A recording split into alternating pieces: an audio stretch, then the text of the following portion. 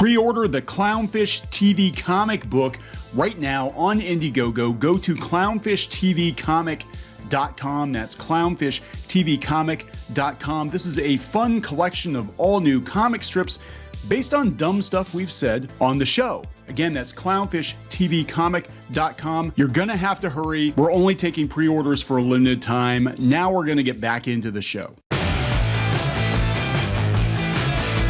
Hey guys, welcome back to Clownfish TV. This is Neon. We're going to do an update on the Vice Media situation. Apparently, Vice Media is nearing a deal for $400 million. It's going to sell for $400 million to get itself out of bankruptcy. That is like less than a tenth of what this company's value is.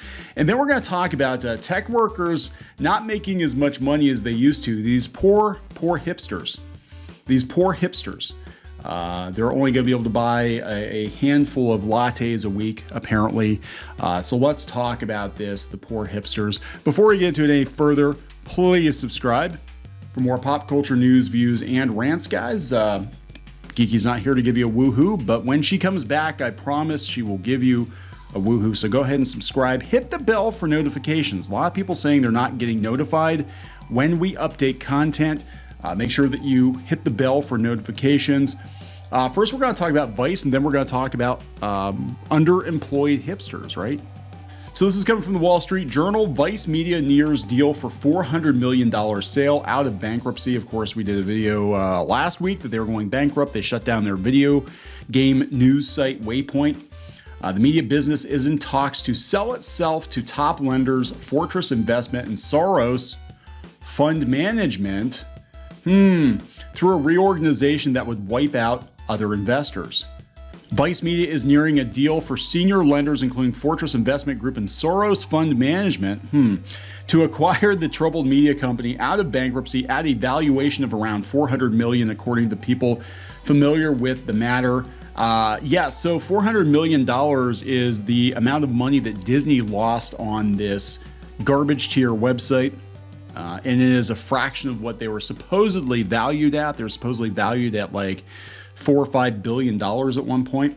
Nearly every Vice stockholder, including backers such as private equity firm TPG Group, Sixth Street Partners, and media mogul James Murdoch, would be wiped out under the proposed reorganization. The people familiar with the matter said outstanding debts held by TPG and Sixth Street would also be impaired as part of the plan. The Murdoch family is a major shareholder in Journal Parent News Corp. That's interesting.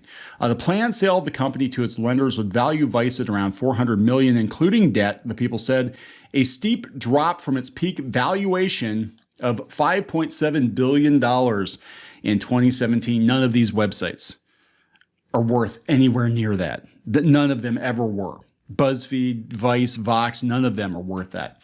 The final purchase price could also change as part of negotiations between the company and the lender group. People said Fortress takes control of it. It's likely to retain current management. So this isn't good, right? So look, digital media is imploding. There are a lot of journalists that are going to be out of jobs.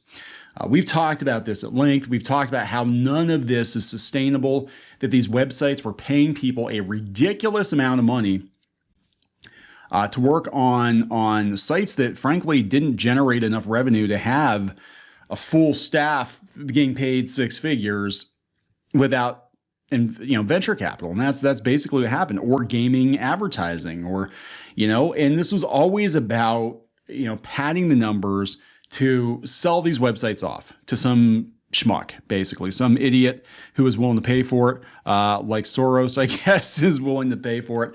But let's talk about the poor affected tech workers. We're going to see a lot of this. We're going to see a lot of poor, unemployable hipsters or underemployed hipsters, because again, this particular segment was chock full of people that were way overpaid for what they did. A lot of people working in the tech sector did not bring any value to the company. I'm not saying everybody. I want to be very clear. I'm not saying everybody, but it's very telling that so many of these social media companies can cut loose half their staff and they're still fine. They're still operational. Again, this is coming from the Wall Street Journal. Tech workers aren't as rich as they used to be. Tommy York grew up in San Francisco, but was far from his goal of saving enough money to buy a home in a pricey market until he landed an engineering job at Google. In December of 2021, the shares of Google parent Alphabet had just hit a record high. Mr. York's pay package included a $175,000 stock grant to be paid out over 4 years. Then the Federal Reserve started raising interest rates. Tech stocks crashed. Alphabet ended 2022 down 39%. For years, tech jobs were a ticket to riches. Much of that wealth has evaporated along with tech companies' boom time games. Stock typically makes up a large portion of tech workers' generous pay. That is true. At least in Silicon Valley, that has been true. They said in January, days after he returned from bereavement leave following his mother's death, Mr. York was laid off alongside thousands of other Google employees. In the end, he got about $46,000 from the stock grant. The dreary market for tech talent means he will probably have to take a pay cut in his next job. I just wanted to put a down payment on a home in San Francisco. Do you know what a house in San Francisco costs now? I don't know. San Francisco is, so I spent half my childhood about an hour outside of San Francisco. And back then, my parents bought a house in Contra Costa County, and it was, I think, $175,000 is what they paid for it. And when they got rid of the house, it was valued at $2.5 million. And it wasn't a very fancy house. It was like an A-frame, and we had like a 3/4 of an acre of land. And I think they put a development up or something. I have no idea what happened. But so this is the thing. This is kind of unrealistic, right? Employees at publicly traded tech companies are typically paid with restricted stock units. And we saw what BuzzFeed did to their employees. I just think people are going to have to get real. They're going to have to get real. And we've been talking about this for years. That none of this was sustainable. These people were fresh out of college, making more than six figures. What was the one Facebook worker we did a video on her? $190,000 a year to basically just take a couple of training courses, and she didn't really do anything. She was supposed to be working in HR. She didn't do anything. I mean, the massive amounts of waste, at these tech companies. You just got out of college. You think that this is sustainable? I mean, well, no, I see what they're teaching in college now. So anyway, so this is Samantha. She got a job at Square, and she talks about how her stock increased ninefold during her time there, and it gave her a level of financial security she never expected to have so early in her career. Yeah, because it's not normal. It was never natural, So now she got laid off, and now she's using the Mint app to track spending and is making small lifestyle changes, such as bathing her dog herself instead of relying on a professional groomer. Stop laughing. This is serious. This is very serious. The tech rat has put startup employees in an especially tough spot, denting the value of their employers and indefinitely delaying their IPOs. It's just like it's culture shock. They say it's culture shock in a good way. This is a guy who worked at Verizon. The stock and options Mr. Stevens collected over the years were less generous than what his software engineering peers earned, but he still hoped they would help him buy a house and start a family. He wanted about $300,000. Now the father of a 2-year-old, Stevens can't tap the stock options from his 6 years at Quora, which remains private.